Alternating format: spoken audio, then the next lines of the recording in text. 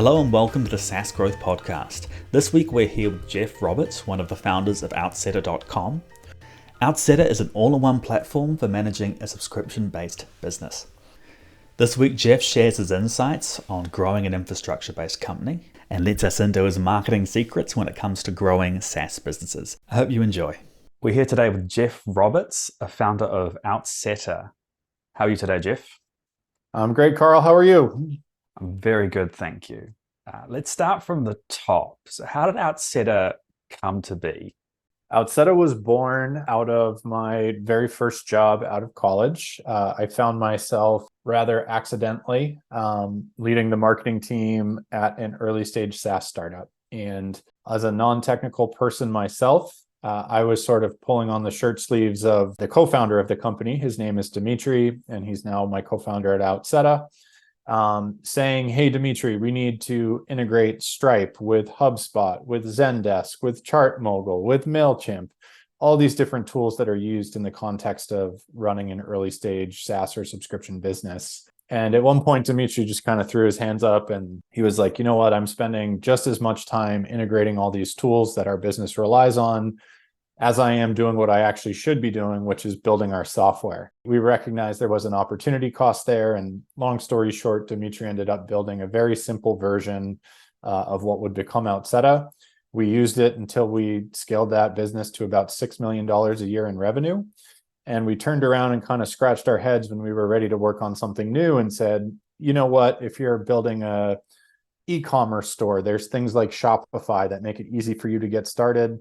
There's no parallel if you're building a SaaS or membership type business.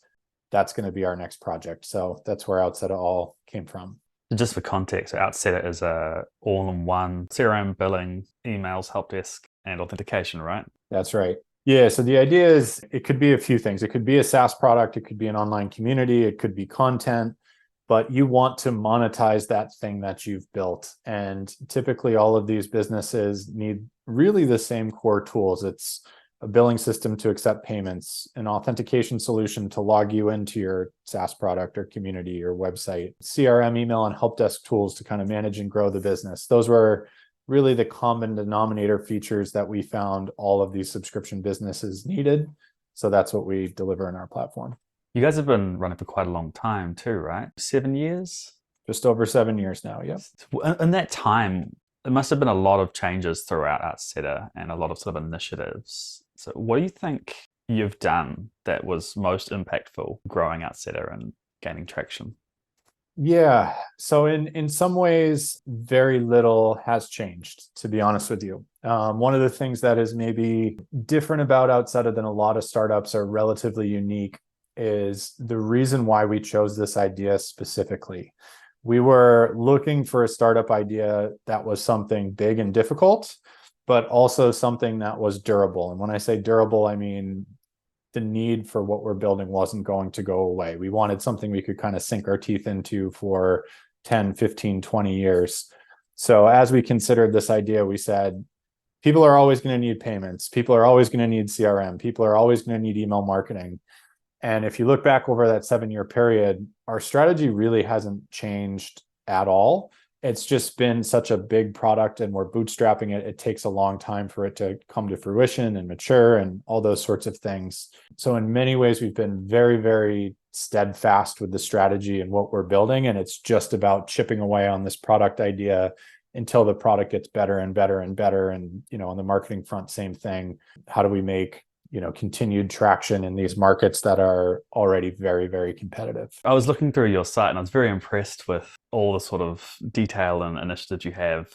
Like I was on your blog, I was reading all your very useful articles. Thank you. What do you think is your most effective sort of marketing strategies for Outseta? Yeah, so there's two that immediately come to mind. And the first one is perhaps a bit abnormal in the sense that it's actually effective for us. So far and away, our number one marketing strategy, customer acquisition strategy, et cetera, is just me blogging about my own entrepreneurial experience. And building in public, very popular these days, but it does get a bad rap sometimes because building in public is a nice way of sharing what you're working on, with your audience or with other people that might be building companies. But if your target audience, isn't building stuff themselves, they just don't care. It's probably not going to show up in terms of customer acquisition for you. Outseta is unique in that our target customer is me. It is another founder who is building another software startup. So when I write about my own experience and the things I'm struggling with and the things we've figured out, that's interesting content to our target audience. They come to know our business. And then when they're looking for solutions to the problems that we solve, Outseta is top of mind. So far and away, that is our biggest customer acquisition strategy. It's just like talk about what we're doing and we get customers from it. The other strategy in general that's been really important to us is just integration partnerships. So Outseta doesn't actually help you deliver your product or your website or your community or whatever it is that you're building. The ethos of the company is build your thing however you want to build it, and then you integrate with Outseta and we give you sort of an engine to power that business. So integration partnerships with Stripe and Webflow specifically have been huge for us. You need to use Stripe in order to use Outseta and process payments with Outseta. And Webflow is sort of the website builder or front end that we're most often integrated with. So just having a presence on each of their websites has been really effective for us too. You also have an affiliate partner program. How does that work? Yeah, so we use a product called Rewardful for the actual management of the affiliate program. But the idea is simple. Basically, anybody can be a sales rep for Outseta, so to speak. If you want to create content about us, if you want to promote us or refer us to people, we pay out a 25% commission, which is pretty typical of affiliate programs. But the things that are different about ours are twofold. First and foremost, we pay out that commission forever. So if you do refer business to us, you're going to earn that commission as long as the person you referred remains an Outseta customer. Most affiliate programs cut you off after 12 months or something like that, so they don't have to pay that commission in perpetuity. And then secondarily, our product is inexpensive. So a 25% commission on our subscription fees isn't going to make you that much money. But you also get that commission on the money that we make from payment processing revenue, which is really how we make money as a business. If our customers process payments, we take a 1% fee on the transaction volume that they process. So the idea is if you refer somebody to us that goes on to have some financial success, you're earning commissions on their financial success in perpetuity as well. And the program can become pretty lucrative that way. Let's move on to Geoff's marketing experiments.com, right? Which is, so we were talking about your the way you were advertising and building in public. And it seems to have been packaged up in Geoff's marketing experiments. What sort of content do you have on there? And how did that come to be? So Geoff's marketing experiments is me just trying to demonstrate to our customers how quick and easy it is to get started with building a membership site, essentially. So it is just a card website. If you're not familiar with card, it's carrd.co. You can build 10 websites for $19 a year. It's just a really, really simple tool hooked up to an Outseta account. And the idea here is I am sharing in real time the things that I am doing to grow Outseta. So there's tons of people, building in public. There's tons of courses that you can buy from gurus of all types.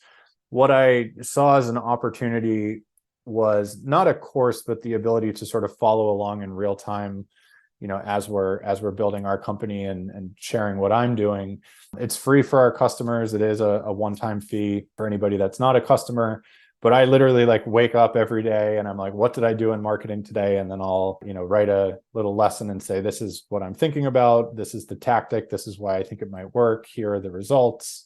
And you can kind of follow along as we grow our business. Have you got good feedback from subscribers around Geoff's marketing experiments? Yeah, it's been great. I think people are sort of surprised to see what's going on.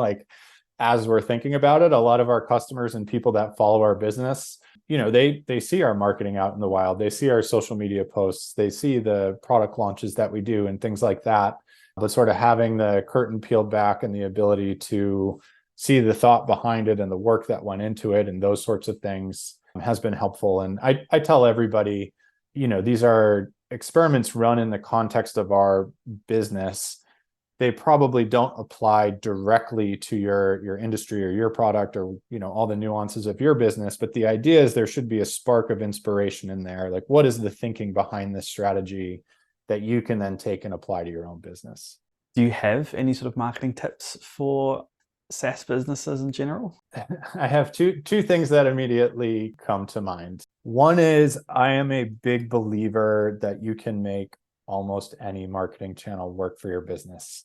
I think we have sort of come into this point in time where it's very popular to experiment with different tactics, different formats, whatever it might be, and then move on very quickly if they don't work.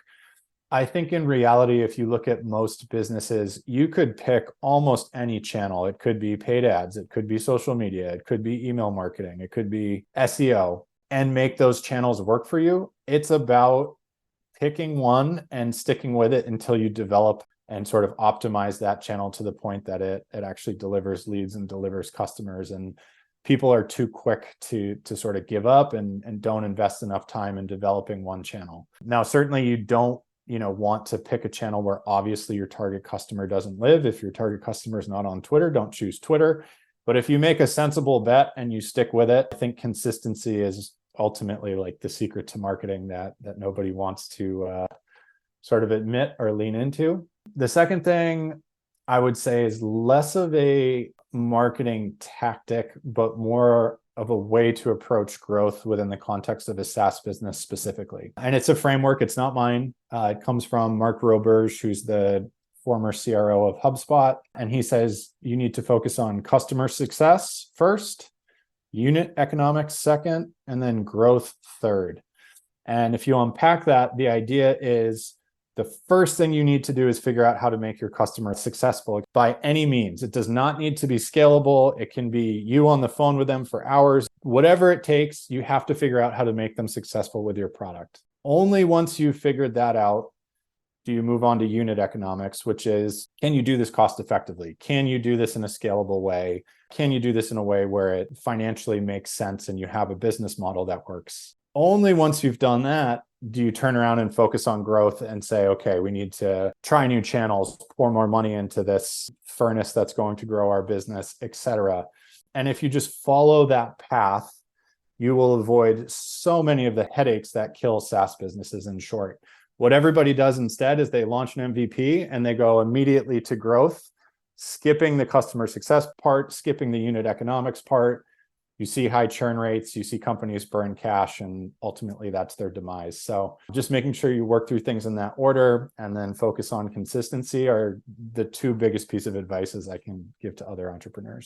Moving back to Outseta, you guys have a really interesting, it's called a people-focused way that you run the company, especially around the way you share equity and handle time off and all that sort of stuff. So what led you to the way you run Outseta? So let me describe what it is first, and then I'll tell you where it came from. We call it sort of a make your own adventure working policy. And there's sort of three big pieces of it. The first one is anyone at Outseta can choose to work 1 to 5 days per week. Second part is everybody is paid the same. If you work 1 day a week, it's $42,000 a year. If you work 2 days a week, it's $84,000 a year. All the way up to a full-time salary, 5 days a week, is $210,000 per year. That's the same for everybody in the company. That's what we pay. You can take it or leave it and then choose how many days you want to work. And then the third bit is everybody also has the opportunity to earn equity on the exact same terms as our founders. So you can say, I want to work 3 days per week for cash and 1 day a week earning equity in the business. And ultimately, how much ownership you have in the business is determined by how much you've chosen to work for equity. So those are kind of the three pieces. And sort of where did it all come from? There's a few places it comes from. In terms of working 1 to 5 days per week, the people that are going to be successful at Outseta are entrepreneurs themselves. They're people that love startups. They're people that like trying new stuff and trying new projects. And we wanted to make space for people to work on other things aside from Outseta to the extent that they want to. And the other part of that is me just saying, I would rather have somebody incredibly talented working on Outseta 2 days per week than just hiring like a junior employee 5 days a week. I really think we can take the company further if we have really great people involved to the extent that they want to be involved. The actual pay rate, there's no like perfect formula behind the pay rate, but generally we're trying to keep the company intentionally small And we think the $210,000 salary is a good salary that's going to attract really excellent people. So we're saying let's hire 20 A players as opposed to a much larger organization of 150 people that's kind of more dispersed in terms of talent and skill levels. And then the equity piece, point blank, is a reaction to just what we see in tech. Whenever there is a big successful tech company, it tends to be the investors and the founders that make out like bandits, and everybody else doesn't get treated that well. Even in the case of really good outcomes, so much of the rewards goes to the founders and the investors. We looked around and said, we want to create an environment where if we win as a company, all of the employees win in a pretty big material way. So those are really the motivations behind the model. Have you had any challenges around sort of the way you're running your business? I think generally the scalability of the model is the big question. It has worked scarily well, I would say, but we are a small team. We're 6-7 people today.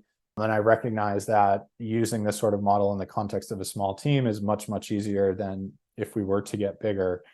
On the flip side of that, we don't really want to get bigger. The whole point is we want to stay at, say, 20 people or under. But that is certainly the biggest challenge. I would say the other thing is we're a completely flat organization. There's no bosses, there's no hierarchy, there's no one telling you what to do. The basic concept is we hire the very best people that we can and sort of set them free to contribute to the business wherever they best can. I think that's freeing. It's very attractive to really talented people, but it does mean we need to make extra deliberate efforts to make sure we're all rowing in the same direction. So everybody at the company is an owner, everybody has access to all of the same information, and we need to work really hard to ensure that's always the case and that we're crystal clear on where we're trying to go, or else we can all, run off in slightly different directions. So just maintaining that alignment is probably the biggest challenge. How do you go about maintaining that direction and fostering your culture, especially as a decentralized team? I think the big thing, to be honest with you, is the ownership piece. The idea, and it sounds very, very simple, but I think it makes logical sense. If we give everybody all of the same information, and if we truly give them ownership in the company, they should be motivated to grow this thing. That is what creates the alignment. It's here's all the info. We're all in this together. We all have a lot of skin in the game. With those two pieces, if you're not rowing in the same direction, that means there's some disconnect on strategy or what you think we need to do to go in the right direction. We need to talk about that. But we are all on the same page because we literally have skin in the same game to a large extent.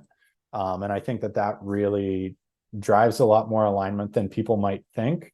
In regular organizations where people just don't have that much skin in the game, you get a lot more politics in terms of, who's getting the promotion and who's not. It's much more likely that employees get recruited away because there's bigger prizes elsewhere. Here, everybody kind of knows the name of the game up front, and they have an opportunity to participate in the success of the company just so much more than you typically would in a more normal tech model. With this flat structure and everyone contributing how they can, how do you know when to grow the team? This is one of the challenges of our model too.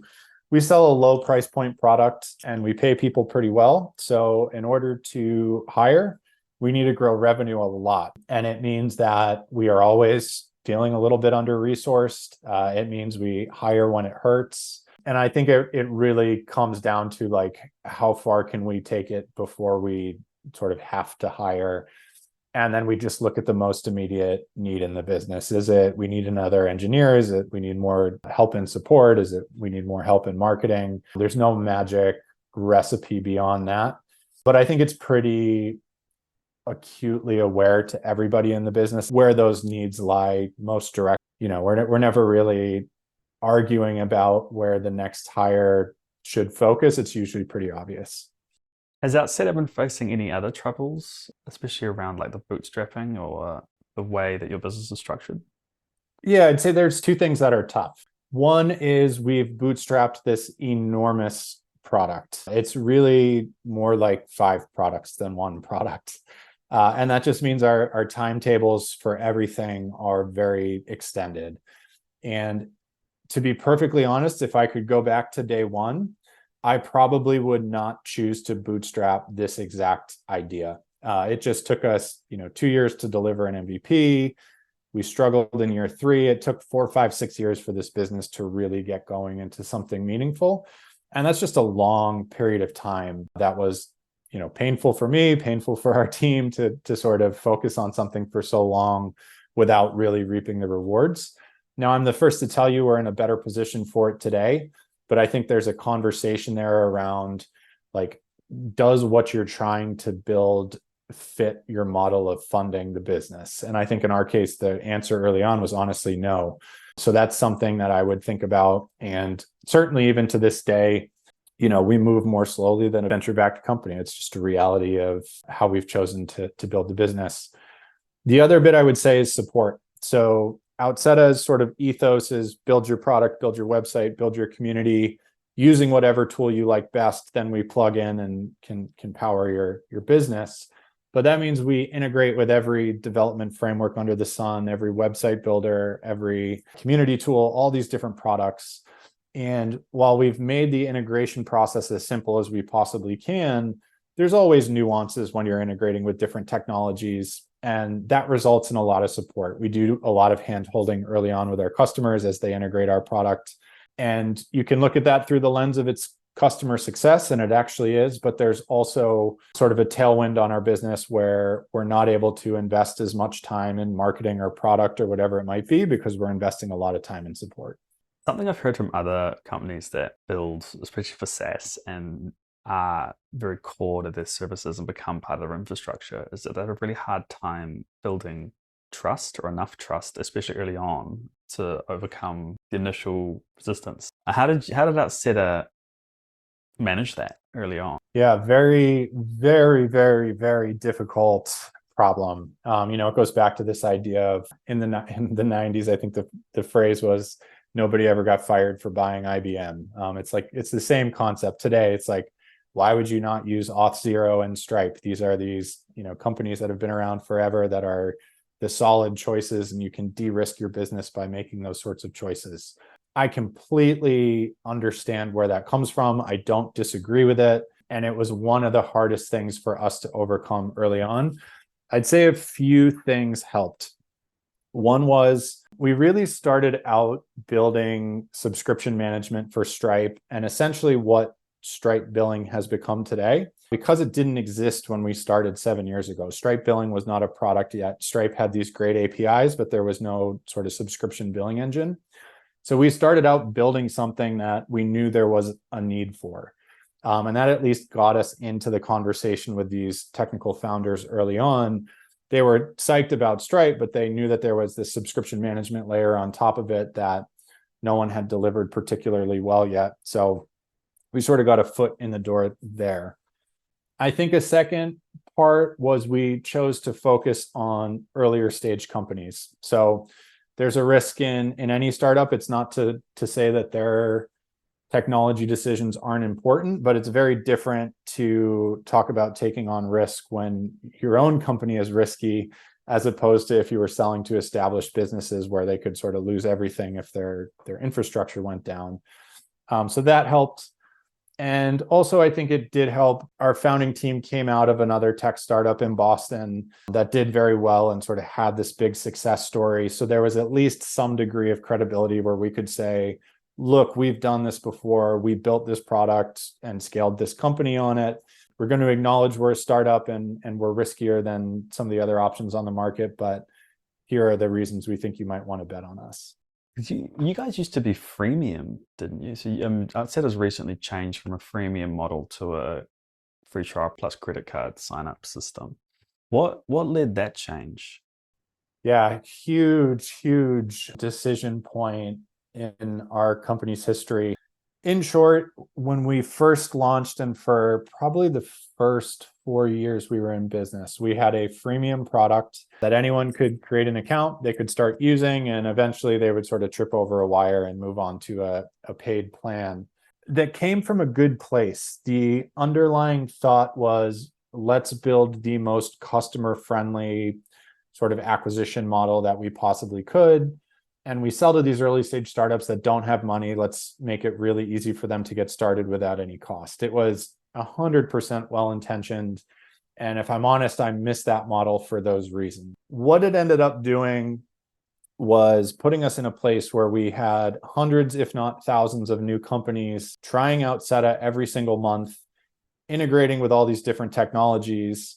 And we got a huge amount of support coming from non-paying customers, to the extent that as a small bootstrap team, it was taking all of our time just responding to customer service requests and helping these non-paying customers integrate Outseta. Of course, some of them became customers and it was time well spent and that sort of thing, but we recognized that we were grinding the business to a halt by not adding some friction early on. And that eventually came. We actually ran an experiment where we didn't even have a trial. We just pushed everybody to pay right away. That was sort of an overcorrection, if you will, trying to buy us some of our time back, and puts you in a weird situation where you collect a payment from someone, they realize the product's not right for them for whatever reason, and then you have to refund them. So we ended up finding our way to this free trial model with a credit card up front. It's worked great in the sense that, it shrinks your world intentionally. We have more time to spend with more committed customers. They can still get into the product and check it out and do an evaluation prior, but they very quickly are on a fast track to becoming a paying customer. So it just bought us our time back. But I am the first one to tell you, I acknowledge that that's a constraint in our business today. I sort of wonder what would happen if we were able to open up the top of the funnel again. So it's definitely something we're thinking about and trying to figure out how we can sort of have the best of both worlds. Have there been any other decisions sort of like that outside its history that have deliberately changed a core part of your process? There are two that come to mind. One is we started out selling very specifically to developers and technical founders building SaaS companies. About 4 years in, we were sort of discovered by the no-code community, and very specifically people building on top of Webflow. And I wouldn't say that we pivoted, but I would say that we learned that we can provide that much more value to a less technical founder who doesn't have the skill set to build this perfectly integrated tech stack. So sort of the jobs that Outseta is fulfilling, whether you're a developer or a no-coder, are the same, but you don't really have an alternative if you're a no-coder. You don't know how to build this stuff. So we quickly realized that was an opportunity that we needed to invest more time and effort on. And today our customer base is roughly split, but that was a pretty significant change in terms of just where we focused our energies. We realized there was this market we didn't set out to serve that we could actually serve better in most instances. Another one, which is a little harder to understand and sort of more difficult to realize the repercussions of, we started out, as I said, like building Stripe billing because Stripe billing didn't exist.